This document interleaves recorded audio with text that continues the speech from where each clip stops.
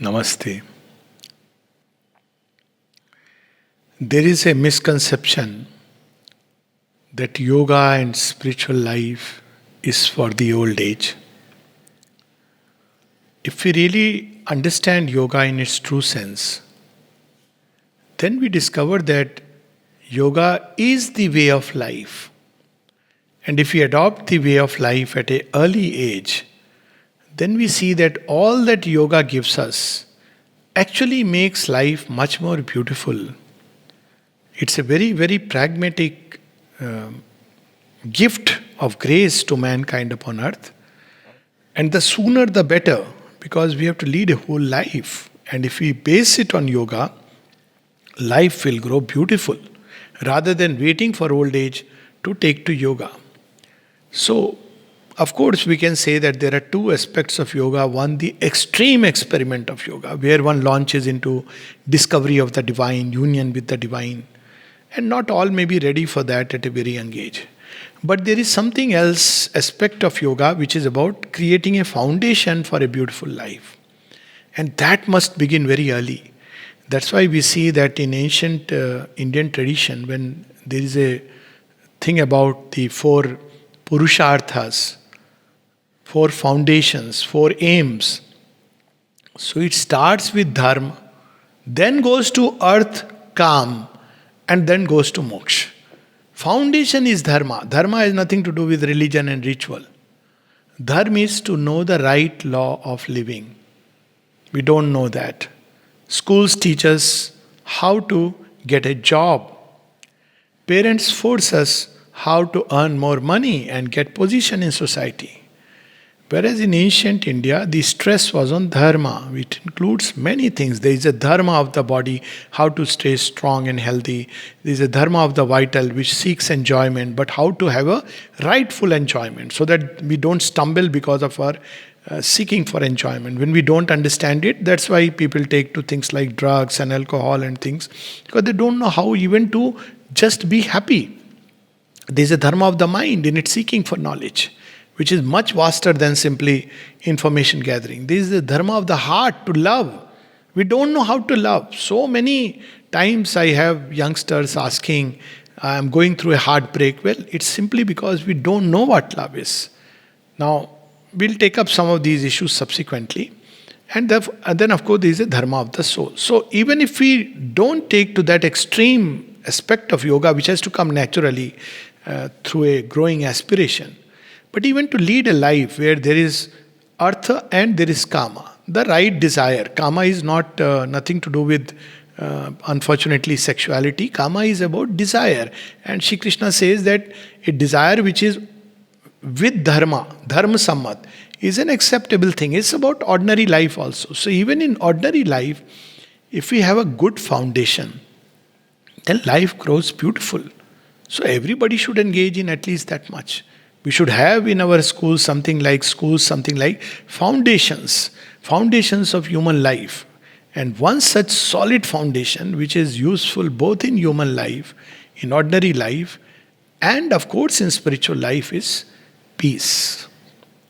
Peace, shanti. We don't know about peace. People think that peace is when you are old, you retire. That is peace. That time we are that Cadbury advertisement, too old for this and too early for that. One has lived a life 60 years in a certain way. Now one wants peace. It is too late. Peace should be found early, because the peace that is spoken of in spiritual literature is not the peace of inaction. Shri Krishna gives the lesson of peace to Arjuna in the battlefield. There's a beautiful little story of this painting where different painters has made a painting, but the one which got the first prize was about a tornado, cyclone. It's not a good thing to see all that.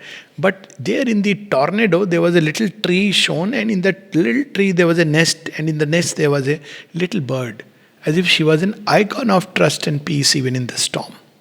calm and peace in the storm. See, because you can't avoid storms in life. There will be cyclones within, there'll be cyclones outside, but still, if a part at least in us can learn to be in peace, we'll know how to bounce back on life. So peace is a very basic foundation. And of course, if this peace can become integral, then in a sense we are invincible. The second misconception about peace is not just about the retired man's peace, but peace means when I sleep. But as experience shows us that our sleep and dream world follows upon what we have been doing all day. So even there we don't have peace. So when we get up, of course we may be tired or refreshed, that's not the issue. But we go back to the same life. Whereas sleep and dreams are a school for progress. Each day we should wake up with one step ahead of the previous day. But even if to that extent one cannot, at least there should be an urge for progress, which is only possible when there is a strong foundation of peace. And the reason is, supposing you want to make a building, and you start, and the bricks are collapsing, the wall is collapsing. So every time you are trying, the walls are collapsing. So how can you really make a building? So even to progress, you need the foundation of peace. Otherwise, constantly we will be caught up in the storm, in the whirlwind of forces. We'll be like a cock upon the sea, as the mother puts it, and there'll be no peace. So first, when we observe our being, we'll see that at different levels, peace is stolen from us. At the level of the mind, as she says, it's like a public square. Various suggestions here, there's a WhatsApp going on inside. There's a constant mobile ringing inside. There is the television channels and switching of channels. Just observe a conversation taking place on a dining table, and you'll see that if there are 5 people, they start with one and they end with another, and then another and another. And it's maddening to see how human beings can, what a mind it is which is flickering, and it's like running from here to there, and God knows there is not even a focus. So the first thing for the mind, if it has to find peace, is to learn to focus. Focus on one idea. Pick up one idea. Learn to concentrate on that idea. It will bring peace. Go into depths and wideness of the idea. Wideness gives peace. Depth gives peace. But we are on the surface. So we are for instance, numbers, television, information. Now this is being tied to the surfaces of the world. And surface one cannot find peace. Same with the mind. If we are all the time busy gathering information, one newspaper, second one, third one, some people have a hobby of reading all the newspaper whole day. You can't have peace because the mind is habituated to moving on the surface. And on the surface, in anything, the sea for example, there is storm. Peace is in the depth. So when we focus on an idea, learn to go into its depth and its wideness, it expands the mind, and the mind begins to dwell in peace. This is the basic meditation. Meditation, people think, I have to learn through some very special method. There are special techniques for meditation. But a basic meditation is to take up one idea and go into its depth, into its wideness. One can do it anywhere, sitting, gazing at the stars. It's wonderful. It brings peace to the mind. One begins to see one begins to see that, there is one side of looking at things, there are other sides. There are so many aspects of just one thing.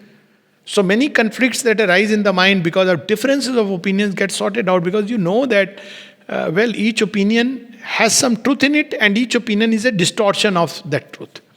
So you have to work upon the distortions. Keep the truth, but work upon the distortions. It's a very difficult task.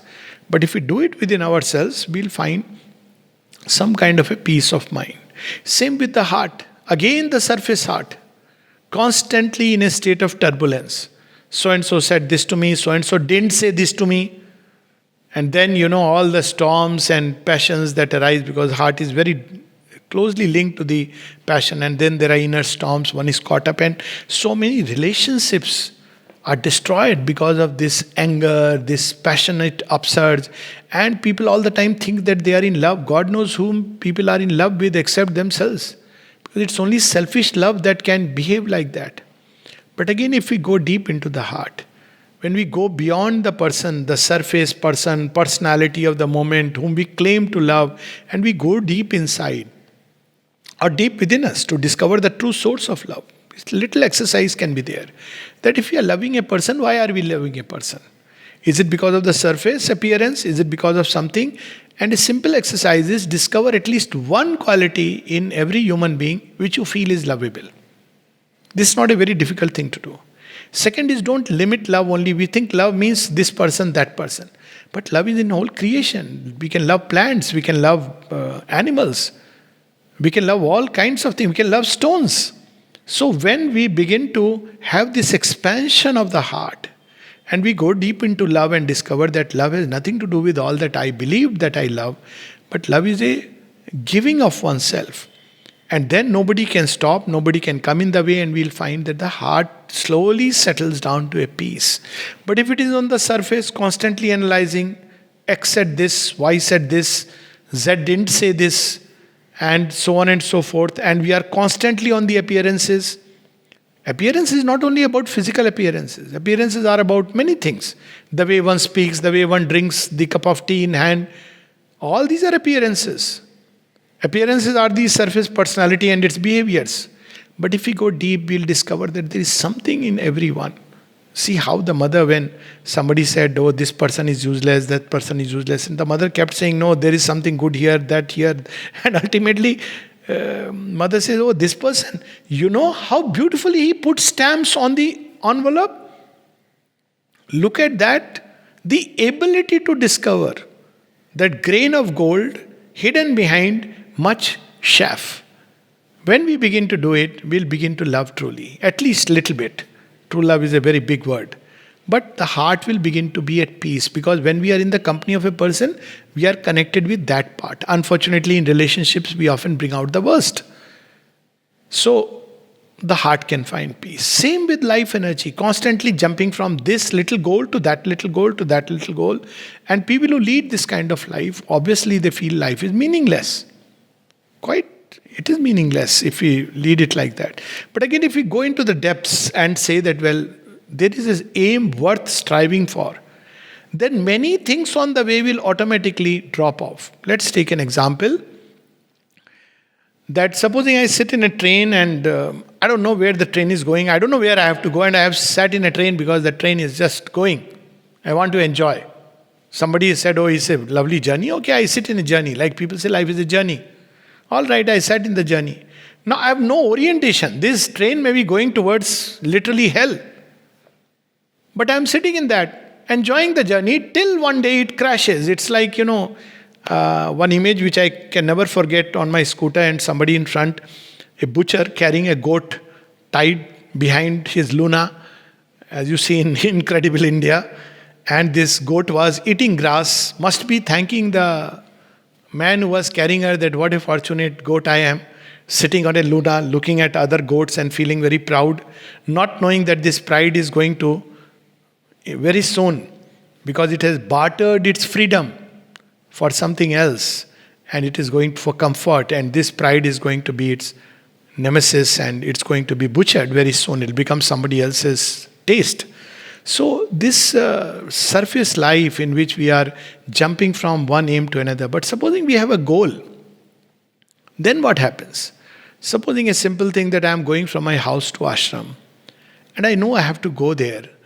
Why would I get caught into an event happening here, an event happening there, somebody fighting, somebody quarreling, somebody shouting on the... Because it's not my goal. I'm clear about the goal. Now, when I'm clear about the goal, then a lot of things drop away unnecessarily in which we are caught. Because we have a clarity, we have a focus. So life energies also must have a focus. There should be a goal. It can be a dream. It can be something, the higher, the deeper, the vaster the goal is, more beautiful. Otherwise, we have short-term goal, we'll achieve it and then we'll say, so what? Now what? Some people say that, I used to be shocked as a child. Girls' goal is get married, have children. Boys' goal is get a job and then, settle down. This settle down is the most absurd thing in life. So you settle down. Means now don't progress. You settle down. This is not peace. Peace should be progress, because people who settle down like this become very unhappy inside. They actually lose their peace. Who can be peaceful in a prison? Everything is provided. You have settled down. But because you have settled down and life is an urge for progress, therefore they feel inwardly restless.